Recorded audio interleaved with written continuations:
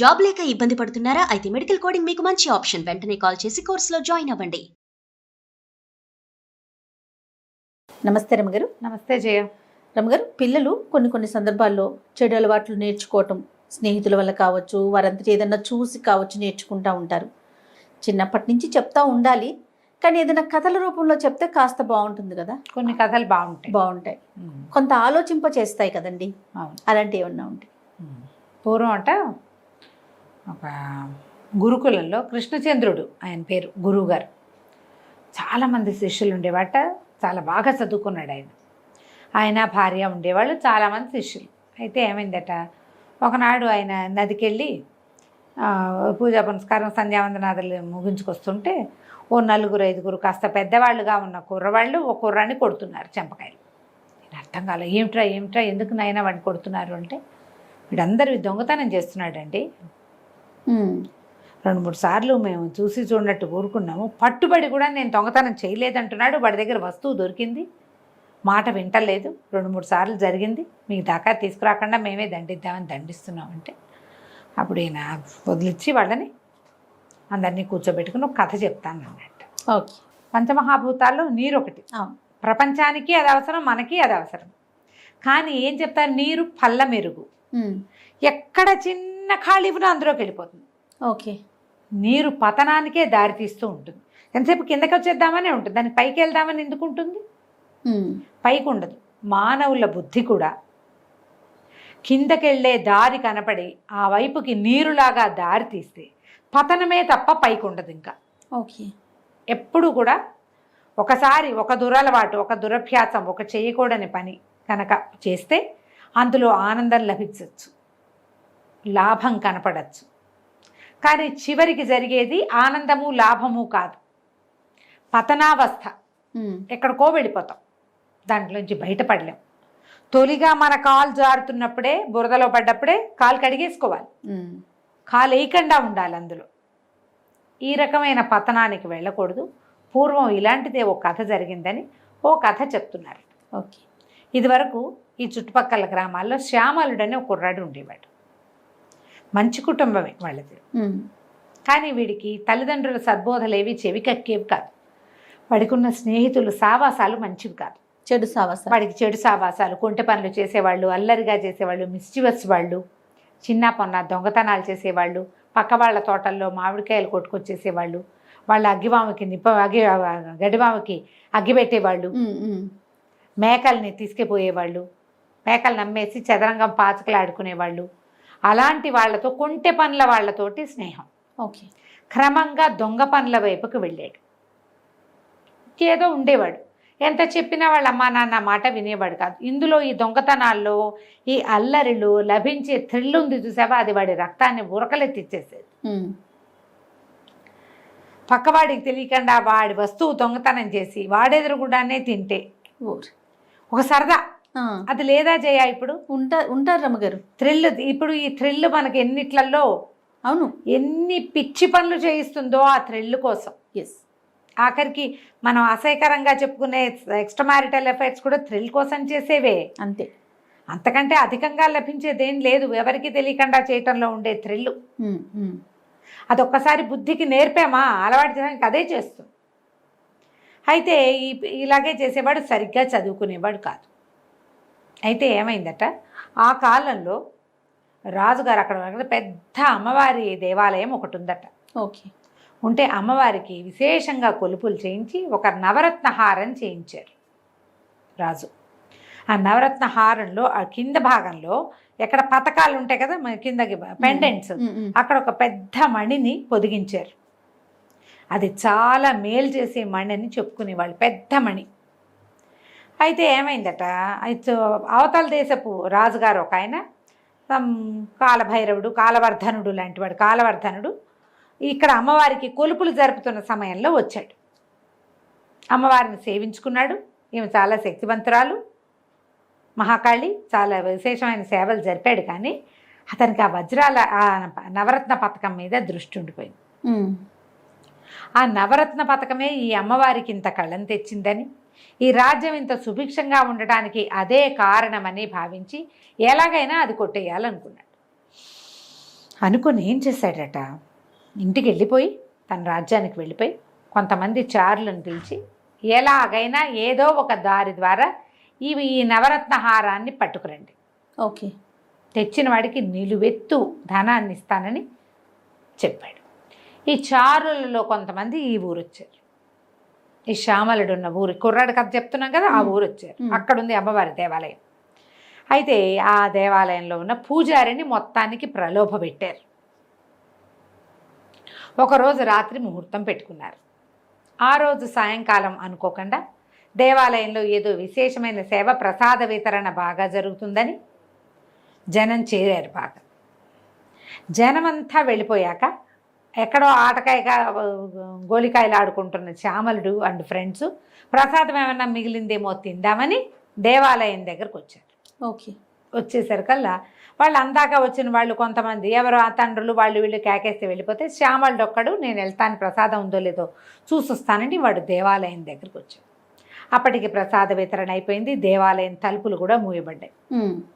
కానీ వీడు దేవాలయాన్ని సమీపిస్తుండగా చుట్టుపక్కల బోళ్ళంత తోటగా అంత బాగా పువ్వుల చెట్లు అవి ఉన్నాయి. ఒక చెట్ల మాటున పూజారి గారు ఆ చారుడు ఇద్దరు మాట్లాడుకోవటం వాడు చూశాడు. ఏదో జరుగుతోంది ఇక్కడ అని తెలిసింది. వాడు ఏదైనా జరిగేదాకా అక్కడే మాటేసి ఉండాలని అక్కడ ఉండిపోయాడు. ఉండిపోతే చారుడు తందారితో పోయాడు, పూజారి వెళ్ళిపోయాడు. రాత్రి 12 గంటల వేళ పూజారి ఒక్కడే వచ్చాడు. వీడు వేచి ఉన్నాడుగా ఏదో జరగబోతోందని. ఎప్పుడైతే ఈ పూజారి తలుపులు తీసి దేవాలయం లోపలికి ప్రవేశించాడు, వాళ్ళ వెనకాలే శ్యామలుడు కూడా వెళ్ళిపోయాడు. ఏంటి పూజారి గారు ఏం చేస్తున్నారు రాత్రిపూట అని అడిగాడు. అడిగిపోయాడు. అప్పుడే అమ్మవారి మీద చేయిబెట్టి హారం పుచ్చుకున్నాడు. ఉలిక్కిపడి హారాన్ని వదిలేసేసి అడిగిపోయి ఏం చెప్పాలో తెలియక, ఒరే బాబు నువ్వెట్లా వచ్చావురా, ఎట్లా వచ్చావు, నేను 8 గంటలకే చూశాను, అప్పటి నుంచి మీరు ఏం చేయబోతారా అని చూడడానికి నుంచున్నాను, ఏమిటో సంగతి చెప్పండి అన్నాడు. అప్పుడు ఆయన వణికిపోతూ ఎవ్వరికీ చెప్పద్దురా, నీకు కూడా ఏమైనా ఇప్పిస్తాను, ఈ హారాన్ని కాలవర్ధనుడికి మన పక్కనున్న నగరానికి కాంభోజ రాజ్యానికి తరలించేందుకు ప్రయత్నం జరుగుతోంది, నిలువెత్తు ధనం ఇస్తానని ఆయన ప్రకటించాడు, అందులో సగం వీళ్ళు నాకు ఇస్తామన్నారు. దేవాలయంలో ఉంటే ఏమొస్తుంది, ఈ హారాన్ని వాళ్ళ పరం చేసి ఊరు వదిలి పారిపోదాం అనుకుంటున్నాను నేను అనేసరికల్లా వాడు అన్నాడు, కుర్రాడు శ్యామలుడికి వెంటనే సరదా వచ్చేసింది. డబ్బు, అంత డబ్బా, ఏమన్నాడు, వాళ్ళెవరికో ఎందుకు ఇవ్వాలి, మనమే తీసుకుందాం, మీకేం భయం లేదు, నేను ఉంటా మీతో పాటు, మన ఇద్దరం ఈ హార పుచ్చుకుని పారిపోదాం, వాడు మీకు సగం ధనం ఇప్పిస్తానన్నాడు, మనమే ఈ వస్తువు పట్టుకెళ్ళి కాలవర్ధనుడికి ఇస్తే ఫుల్ ధనం మనకు వస్తుంది, చెరిసగం. ఓకే, బాగుంది కదా అని చెప్పి సరేనని ఏం చేశారు, ఆ చారుడు వచ్చే లోపలే వీళ్ళిద్దరు చటుక్కున పూజారి తెచ్చిన సంచిలో ఆ నగ వేసేసుకుని దేవాలయం తాళాలు వేసేసి బయటికి రెండో దారి గుండా అడవిలోకి వెళ్ళిపోయారు. నడిచి వెళ్తుంటే వాళ్ళిద్దరికీ ఏమనిపించింది, ఇంత దూరం వచ్చాం, ఇంకొక 7-8 గంటలు నడిచామా ఆ ఊరు చేరిపోతాం, ఈ గోన్ సంచిలో ఏముందో ఎవడికి తెలియదు, మొత్తం సొమ్ము నాకే కావాలని ఇద్దరికీ అనిపించింది. చూడండి, అనిపించాక ఏం చేశారు, ఒక బాగా ముందుకెళ్ళాక శ్యామలుడు అన్నాడు, అమ్మో కాళ్ళు పడిపోతున్నాయి, ఆకలేసిస్తోందండి, మీరు ఇక్కడే కూర్చోండి, ఊళ్ళోకి వెళ్ళి ఏదైనా ఫుడ్ పట్టుకొస్తానన్నాడు. ఆయన అక్కడ కూర్చోబెట్టాడు. వీడు ఊళ్ళోకి వెళ్ళి ఏదో పళ్ళు గిళ్ళు కొనుక్కొచ్చి పూజారి గారు తినటానికి ఏదో తీసుకుని అందులో కొద్దిగా చిన్న విషపు సీసా ఒకటి కొని దాని మీద వేసేసి పట్టుకొచ్చాడు. ఈ లోపల పూజారి గారు ఏం చేశాడు, అటు ఇటు తిరిగి కొంచెం పిచ్చి పుచ్చకాయలు అవి ఉంటాయి అడవుల్లో, ఒక రకమైన చేదు, అవి తింటే చచ్చిపోతారు. అడవిలో అక్కడక్కడ జామ పళ్ళు కనపడుతుంటే ఏం చేశాడు, జామ పళ్ళు పట్టుకొచ్చి ఈ పుచ్చకాయల్ని బాగా చిన్న చిన్న పుచ్చకాయలు మనం ఇవ్వంటారు ఏమైనా అంటే నేల విసిరి లాంటివి, ఒక రకమైన చిన్న చిన్న కాయలు, విషముష్టి అలాంటి కాయలు బోల్డన్ ఉంటాయి, ఇవన్నీ పిచ్చి పేర్లు చెప్తున్నాను నేను. ఈ పేర్లవి ఈ కాయల్ని బాగా నలిపి ఆ రసం తీసి పళ్ళంతా పట్టించేసి బాగా ఆరబెట్టేశాడు. కుర్రాడు వచ్చాడు, శ్యామలుడు వచ్చి నేనేమో తినేశానండి, మీరు ఇదిగో ఆహారం తినండి అని ఆయన చేతులు పెట్టాడు. ఈయన అన్నాడు, ఒరే 2 జామపళ్ళు నేను తిన్నానరా, ఈ జామపళ్ళు నువ్వు తినని ఆ 2 జామకాయలని ఎత్తి శ్యామలుడి చేతులు పెట్టాడు. ఓకే, శ్యామలుడు జామకాయలు తిన్నాడు, పూజారేమో వాడు తెచ్చిన శ్యామలుడు తెచ్చిన ఆహారం తిన్నాడు. కాసేపటికి ఇద్దరు విష ప్రభావంతో చచ్చిపోయారు. ఆ కథ చెప్పి చూడు, ఒక్క చోట అత్యాశకి పోతే అత్యాశ దొంగతనం నుంచి హత్యకి పురికల్పింది. అంతే. మామూలుగా అయితే వీళ్ళలాంటి వాళ్ళు కాదు, ఒక్కసారి దిగితే దిగజారుడు మెట్లయిపోతాయి కదా, ఒకదాని తర్వాత ఒకటి, ఒకదాని తర్వాత ఒకటి. అందుకని తప్పులు మొదటే చేయకూడదు. ఒకసారి చేసాం, పట్టుబడ్డాం, ఇంకా చేయకూడదు. ఒకసారి 2 సార్లు చేసాం, పట్టుబడి బుద్ధి చెప్పించుకున్నాం, అసలు చేయకూడదు. శ్యామళుడికి అమ్మా నాన్న చెప్పినా వినలే. పూజారి అంత ఆశపడకూడదు, పోనీ ఆ చారుడికి ఇచ్చినా బాగుండేది.